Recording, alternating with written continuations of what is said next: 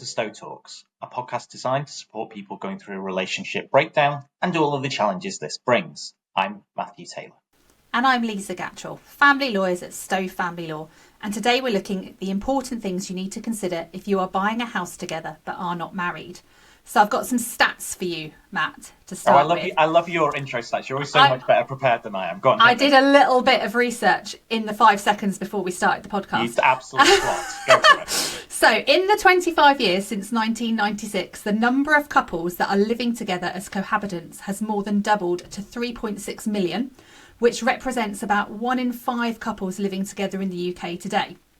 So of those cohabitants, 46% in England and Wales believe in a common law marriage. Ooh. And this rises to 55% if they've got children together. So I think that's a really great place for us to start, Matt. Yeah. Common law marriage, go. Doesn't exist. Next question.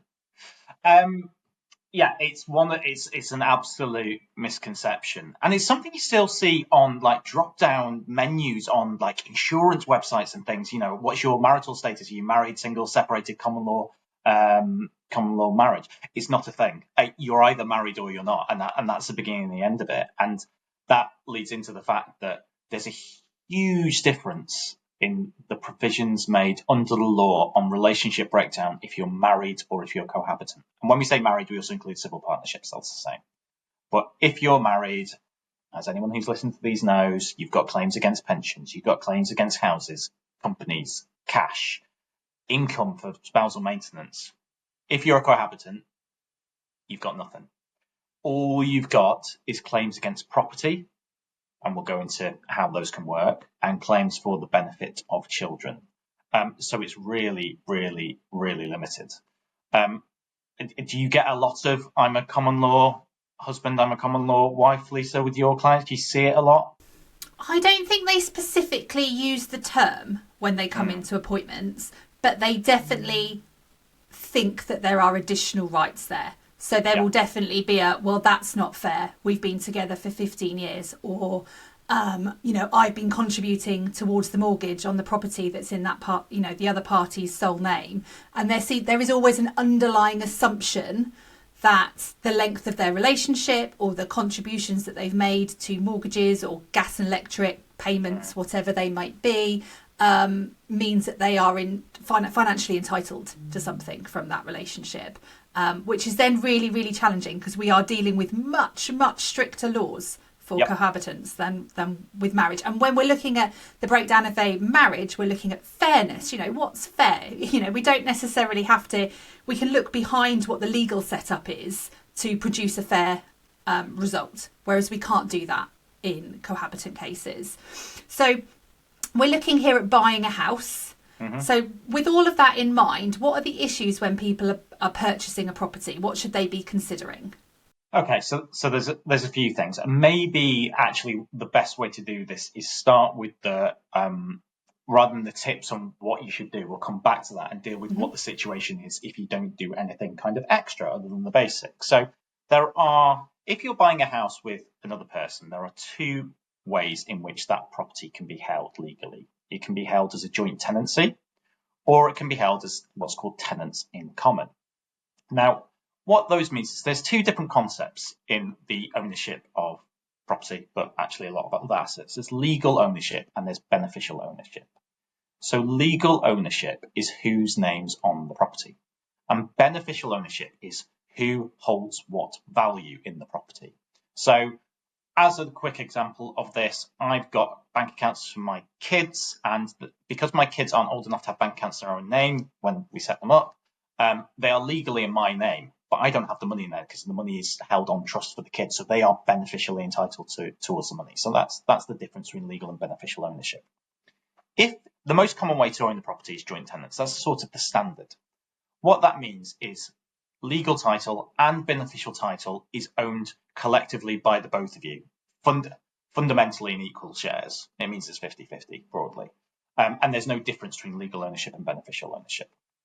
Tenants in common can be different. It means that legally you own the property equally, or it can be up to 4 people as tenants in common, so it could be 4 of you equally. But the beneficial ownership can be different. It's not necessarily, although it can be 50-50, it might be 60-40, 25-75. And there's some practical applications of this. There's firstly, I'm really morbid, but on death, if it's a joint tenancy, the deceased share of the property automatically goes to the survivor. With tenants in common, that's not the case. It passes through the will, so you can gift your X% share to your children or your mum or the donkey sanctuary or whoever you're going to leave it to in your will, or else through the intestacy rules. So there's that. There is a maxim, one of these old school kind of sayings in law, which is equity follows the law, and that means that there is a presumption that if you have legal ownership as 50-50, there's a presumption that beneficial ownership will follow that. But you can challenge it in a number of cases. And how you do that is different depending on different cases. So you can see here that it's really, really important that you set out how you own the property, because, Lisa, what's the most common example you see of this when people are sort of saying, "Oh, I don't know how I own the property, but look, here's what I put into the property." What's the problems that can arise at that if things go wrong at a later stage? I think one of the problems is that most of the time people don't know how they've owned the property. Generally don't know. And this is because I think right when you're purchasing a property, what tends to happen is when you're working with your conveyancing solicitor, they send out a tick box, and it's part of this big gumph of documents that they send you, which includes your seller's property information form, your fixtures and fittings form, their terms of business, all of this. And within that as well, there will be a form that will say, how do you want to own the property? Tenants in common, joint tenants, little explanation, tick box. And it's such an important decision that people really, I don't think enough emphasis is put on it at that stage, which then almost leads to the problems that we get further down the line. So the problems that we tend to get further down the line are that they've purchased it as joint tenants, but one of them had put in a higher deposit. So perhaps one party's put the deposit in, they own it as joint tenants, and then they're separating, and it's like, well, I put the deposit in, I want the deposit back, and then I'm happy for any additional equity to be divided equally. But that's not what they agreed to at the beginning. So by ticking the joint tenants box, they've effectively gifted 50% of that deposit to the other party.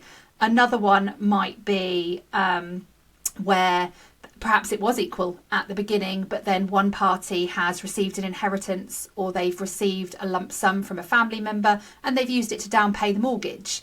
But there's been no conversations as to how that impacts their ownership in the property.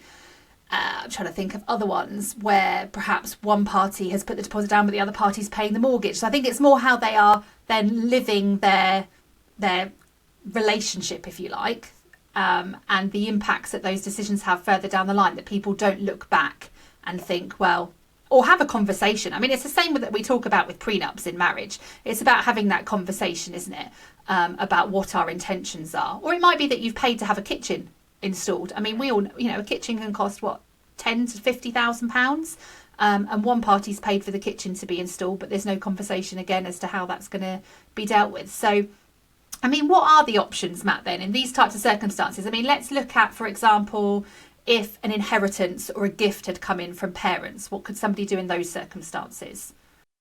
So you've got a couple of options. I think the first thing that I really want to stress, which you've said, and this is really, really important, if you have a joint tenancy and you put in the deposit at different levels, one of you put in, 30k, and one of you put in 10k, once you tick that box on the transfer deed to say joint tenancy, you've had it. You can't claim that extra money. You can't say, well, this is what it was, because that's an express declaration of trust. Unless there's been fraud or misrepresentation or one of these, what we call the vitiating factors, you're cooked. So that's why that's so important in those circumstances. With other things, there is the opportunity to run arguments potentially that the beneficial interest in the properties aren't what was intended at the time. So the way that we do this, it runs under a statute which is called the Trust of Land and Appointment of Trustees Act 1996. Catchy. Which we call TOLATA, obvious brevity reasons. So TOLATA, there's a few sections in TOLATA which governs the way that jointly held property is determined. Interests are determined on what can be done. And what you need to show in most domestic cases, a little bit different if it's a business relationship, but you would need to establish, if you're trying to say that, okay, well, at the point of purchasing the property, it was 50-50, that's fine. But I put the money in and I should get that back. Or here's another one that comes up sometimes. Lisa, let's say that we started cohabiting. You owned a property. I moved into the property. It stayed in your names, but then I started contributing towards the property. So it's still in your sole name, because a lot of these can be sole name cases, not just joint name cases. And then I would say, well, hang on, I've got to have a share of that property because I've contributed X, Y, and Z. If you're going to do that, what I would need to show is that there's what's called a common intention constructive trust. So going back to what you were saying, Lisa, about having conversations, it's really important in these cases that there have been discussions, because what you need to show, three things. One, there's a common intention, so both of you think this, common intention that beneficial ownership is held other than in accordance with legal title or a previously expressed beneficial ownership. So you need to show common intention, so both of you, text messages, emails, WhatsApps, conversations, witnesses seeing that you've had conversations. You need to show, I would need to show, as a person trying to make a claim on the slaughter, I would need to show that I had relied on that to my detriment. So you can't just say, well, we discussed it and it's fine and then we carried on with our lives. You need to show, well, because of that, I decided to put 30k into a kitchen. I decided to pay the mortgage, whatever it may be. And then you need to show that it would be unconscionable for my interest to be denied. So those are your three claims. And if you can do that, you can assert a claim under slaughter. And under slaughter, the court is quite limited in what it can do, actually. It basically can say what the interests are and order a sale of the property. And there's some extra stuff about what we call accounts and things, which you probably shouldn't get into because everyone will be switching off when they start going on about that. So that's what you can do. But these are really tough arguments to run, because the starting point and the presumption is, well, it was on the title deeds. So we're not, that was the declaration. That's what you said at the time of the purchase. If you moved into the property, well, you should have made sure that there was an agreement that set out, Matt, that, you should have had a share, and Lisa is saying now there's no intention at all now. I was just paying rent. I wasn't paying the mortgage, whatever it may be. So the intention is the really crucial thing, and evidencing that intention is really crucial, but really difficult, because no one in the history of humanity has ever sent the email that me, as a lawyer who practices in this area, would love to see, which is, just to confirm, we share a common intention that I now hold a 20% beneficial interest in the property. Yes, I confirm that. That's something that literally no human being has ever done. So, trying to establish these things at a later stage are really, really, really difficult. So to avoid getting into that and all the horrificness of getting to expensive and risk on costs laden proceedings, because if you get into these and you lose, you're paying the other side's costs. Lisa, what can be done to avoid this nightmare scenario that I've just set out for people? Yeah, and it is a nightmare scenario. And I think the problem is that whilst sometimes there is legal avenues that you can go down, the costs of doing it far outweigh any benefits that you're likely to receive. And that's why people end up not doing it and then feeling that it's really unfair, if you like. Okay, what do we do to prevent ourselves getting into this circumstance? We have conversations with our partner. We make sure that those conversations are recorded, so that we've got really clear written evidence. And there's two ways to do that. So the first one is that we can have a declaration of trust drawn up. And this is ideally something that you would be thinking about right when you purchase the property, and also if there's any changes throughout the relationship, as I say, if an inheritance comes in or something along those lines. So for example, if you're purchasing the property and you are putting in unequal deposit amounts, you could have a declaration of trust that sets out that, you own the property, I don't know, Matt, you put in 30,000, I put in 50,000, that we would each get our money back, and then anything over that would be split equally between us. So it can set it out, or it can say that we own the property 60-40, 70-30, however we want to do it. So declarations of trusts are one way of doing it. They are, again, express declarations, so they're really, really clear documents. The other thing that we can look at, which can incorporate a declaration of trust, is a cohabitation agreement. So a cohabitation agreement is about sitting down together and really thinking about your relationship and what boundaries, financial boundaries, if you like, that you want to put into place. And this can include, for example, in circumstances where one party owns the property and is very clear that actually, no, you're not going to have any financial claim against the property, a cohabitation agreement could make that very clear, but also say that perhaps the other party will contribute rent or they will pay towards the utility bills, etc., but that doesn't provide a legal interest or a beneficial interest in the property itself. So it can set out how you're going to pay bills. It can set out how the property is going to be owned. It can set out what's going to happen if you separated. So is one of you going to be able to have an option to buy out the other party? Is the house going to be sold? Will the non-owning party move out within a certain period of time, etc., etc.? We can include pets, a bit like a pet nup. You know, if you've got a pet together, we love a pet nup. We love a pet nup. More pet nup chat. We can include pets within the cohabitation agreement. So they are really bespoke agreements that are intended to provide absolute clarity.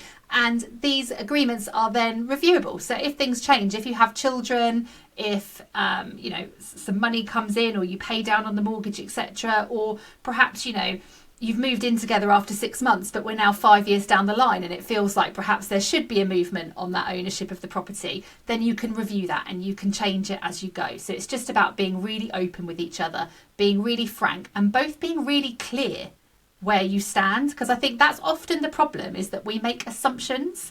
So we think something's going to be a certain way, but my assumption and your assumption, Matt, might be completely different. And so when our relationship ends, that's kind of what causes the problems, is that we were both on completely different pages as to what was happening.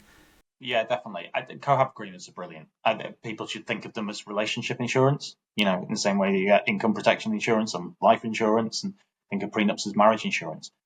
If you can set everything out, if you can then not lock it in a drawer and forget about it, but just make sure it still suits your circumstances. Look, breakups are horrible. They're really tough for everyone, whether you're married or not. And people can be in those cohabiting relationships for, 10, 20 years, longer than marriages. So it's really important that people know, and then it can make the ending of that a lot easier, a lot more straightforward, a lot less horrible, and involve, a lot less kind of litigation and stuff fundamentally, because these cases can quite often litigate. So they're really, really valuable things and so flexible. If you say you're going to both pay the mortgage 50-50, you both pay the mortgage 50-50. If it's 60-40, if it's, whatever it is, it just leaves very little room for uncertainty and for discrepancies there. So advise them strongly. But even if you don't want to go through that, and not everyone does, or doesn't want, look, buying a house is a really expensive time. You're probably putting every penny you've got into it and spending another, couple of grand or whatever it may be on a cohab agreement. People might not be able to do that at the time, so you can do one later, but at least record it somewhere. Send emails to each other and make sure whatever you do that you understand the difference between joint tenancy and tenants in common. That is the absolute 101 that you really need to do to protect yourself. Yeah, and I guess at that point as well, it's also worth mentioning that just because you purchase the property as joint tenants at the beginning doesn't mean it has to stay that way. So if things do change during the course of your relationship and you want to change that beneficial interest, it is possible to sever that tenancy, which is fairly straightforward. It's a form that, you notify the other party and then lodge it with the land registry, and that will then switch the joint tenancy into tenants in common. But obviously, if it was a joint tenancy, it will be tenants in common 50-50 unless you've got that declaration of trust or something else backing it up to say that the beneficial interest changes. But that does mean, for example, if you are separating and you now no longer want to have what Matt was referring to earlier, the situation where if something were to happen to you, your share automatically goes to the other party, by having it tenants in common, and severing that tenancy, you then are able to leave your share to whoever you want in a will, particularly if you're in some sort of stopgap where you can't decide what's happening to the property. Yeah, definitely. Okay, so should we finish with what's your top tip for Lisa? You've got someone coming to you, you've got your friend is saying, I'm just buying the house with my partner. What are you saying is your number one thing they need to do? You need to absolutely understand the documents that you're signing with the conveyancer when it comes to the joint tenants in common. And if there is any departure from equality as far as who's putting what into the property, you need to be very clear on whether it's agreed that you will still own it as jointly, and that you're effectively gifting your share to the other party, or whether you need some sort of declaration of trust in place to provide you with that money back. What about you? Great. And I'm going with have the conversation. Talk. Be certain. you're about to launch a huge financial commitment with someone, and if you feel like you can't have the conversation with them about the reality of the situation, are you in a position where you should be making such a financial contribution? I appreciate it's not an easy conversation, but have that conversation and record it some way. Ideally in a cohab agreement, but it might be that there's other alternatives you want to pursue. But have the conversation, be straight, and don't make assumptions. So that's it for this episode of Stow Talks. Thanks for listening. If you would like more information on our podcasts, head over to stowtalks.co.uk and please rate, like, share and review this podcast where you can.